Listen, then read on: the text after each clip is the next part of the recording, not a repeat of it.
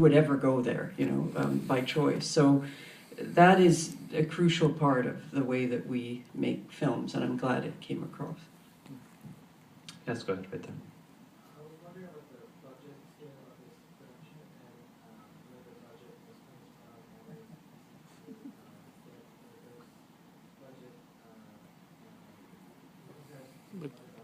budget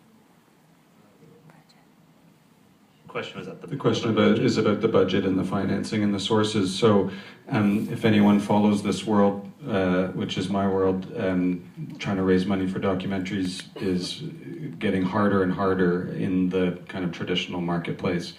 Seems to be, I think, at a disconnect with an interest in especially feature docs at festivals, and you know, there are some that break through, but to try and finance a doc like this traditionally, which would sort of fall to me in the prescribed Canadian broadcast and a few agencies and places you can get money, I said, we won't be able to do it. We won't be able to tell this story the way we were talking about telling it, what we've all been saying, with the really experiential aspect coming from the production values through the traditional means. And so Ed went to a number of his supporters in the art world who were able to sort of fill in the rest of the budget from what we were able to raise in Canada from television and the usual ways.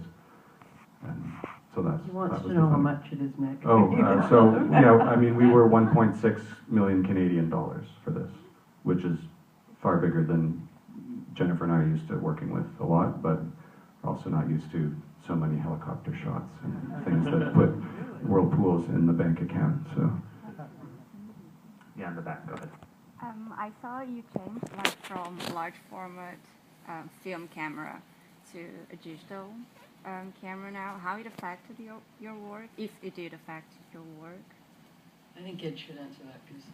Yeah, well, the Water project, there was a clear break from traditional film to then move to digital, and it was because I tried everything I could to make it work with film to the quality levels that I wanted, and I couldn't make it work. I mean, I had a 4x5 up there, my traditional 4x5 with a gyro on it, and I wasted a ton of film and got maybe 1 or 2 pictures, and most of them were out of frame and other soft. Because you found that aerials were really the only way to tell the story. So aerials are, so you're moving around no matter how you try and steady a helicopter, and some are better than others, but you still need fairly fast shutter speeds, and you still need to be shooting fairly wide open, and large format photography with film is not prone to function very well wide open. It's like when you shoot with a tripod with a 4x5, you're shooting at f-stops of f22 or even f32. But if you can't shoot those f-stops when you're shooting out of a helicopter, because you have like 100 ASA film, so all of a sudden you have to shoot like on a sunny day, like maybe 1/125th. Well, everything's going to be blurred.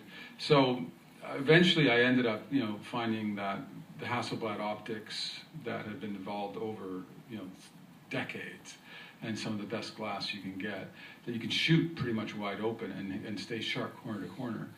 And the chips, so when I started the Water project, I was working with a 40 megapixel, and then a 50 came along halfway through, and then at the last year I had a 60. So as the new size chips came along, I was really the first one to get it as I was doing this project, because I'm working, my big prints are 60-inch by 80-inch, so that extra horsepower in the chip was being immediately put to use in making my big prints. So I'm trying to get the equivalency of the 4x5 or even 8x10. And I'd say that 60 megapixel today, with the optics, and I even bought special optics that don't have any focus, they're just infinity. They're made for aerial, so it's just an aerial lens which is more expensive than a traditional lens for the Hasselblad, but you can't change the focus. It starts at your beginning of your focus starts at about 200 feet, and then you go to infinity. So I kind of optimized the whole system down to something that can be in a shaky helicopter, but I can still stabilize it with a gyro, and still be able to squeeze off shots at 2/50th or a 3/50th, and still get them tack sharp. So when I blow them up, you can go right up to them, 6 inches away, and you can see every house, you can see every car, you can see everything on a 6-foot wide print, and that was important to me. And then we tried to find the equivalency of that kind of quality in film, so we went to the Epic, which was a 5K, which was state-of-the-art as well. And that both of these systems were now at a weight that we could find remote helicopters that can lift it, and we can control these cameras at 1,000 feet away using remote screens and being able to shoot my Hasselblad from 1,000 feet away with nobody, with a remote helicopter, and I'm shooting it and composing it with a couple of gentlemen. And if you go to my website, edwardburtynsky.com, if you go into films, and there is a making of, it's called Where I Stand, and it gives you a lot of the technical, shows you how we created a lot of these shots using remotes, and you can see the remote helicopter we were using and how we were making these pictures. So if you're curious about that, you can go there. I just say, shooting it from a helicopter with Ed is really scary, because I will be, or Nick will be, directing the Cineflex operator, but Ed literally has a harness on and is hanging out the window with his camera shooting, and he has a harness so he doesn't fall and die. But it's scary. Like, it's kind of a dicey situation. Yeah, in the very back, go ahead. How long did it take to